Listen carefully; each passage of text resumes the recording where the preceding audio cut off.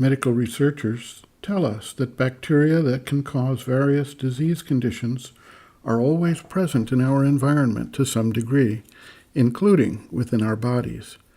Yet, for the most part, we do not become ill or remain ill all the time.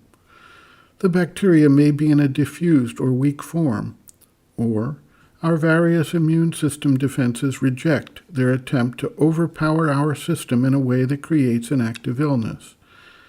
In some cases, we may experience a feeling of physical pressure of some sort, and then exercise a mental will, create an affirmation of health, or seek out some form of external support to avoid or reduce the onset, intensity, or length of any illness.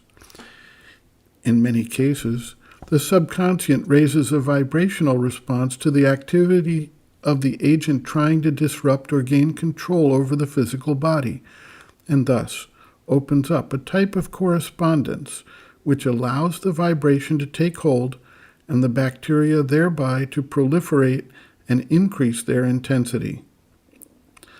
Vibrational patterns at the mental, vital, and physical level are likewise always active in the environment. If an individual is receptive to any of these vibrations, they take root in the being at whatever level they are active, whether in the mind, the vital being, or the physical. As we see in the process of physical illness, it is possible for any part of the being to actively reject vibrations and thereby prevent their taking hold. The various parts of the being are not always in agreement with each other, so the mind may reject something that the vital still desires, or the physical craves, and thus part of the being is creating a receptive opening for that vibration, even if another part is clearly against it. It is only after all parts of the being have refused admittance to these vibrations and their influence that the being can be considered totally clear.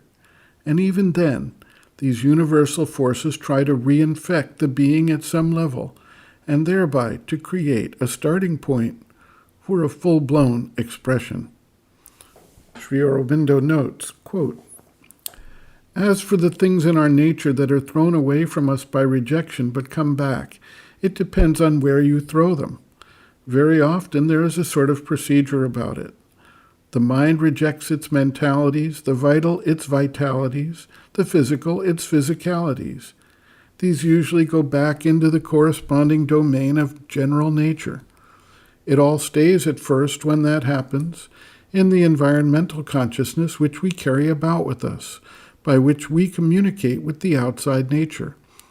And often it persistently rushes back from there, until it is so absolutely rejected, or thrown far away as it were, that it cannot return upon us any more. But when what the thinking and willing mind rejects is strongly supported by the vital, it leaves the mind indeed, but sinks down into the vital, rages there, and tries to rush up again and reoccupy the mind and compel or capture our mental acceptance.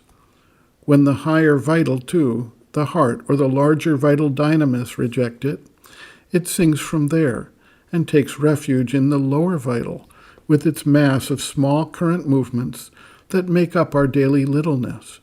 When the lower vital, too, rejects it, it sinks into the physical consciousness and tries to stick by inertia or mechanical repetition. Rejected even from there, it goes into the subconscious and comes up in dreams, in passivity, in extreme tamas. The inconscient is the last resort of the ignorance." End quote.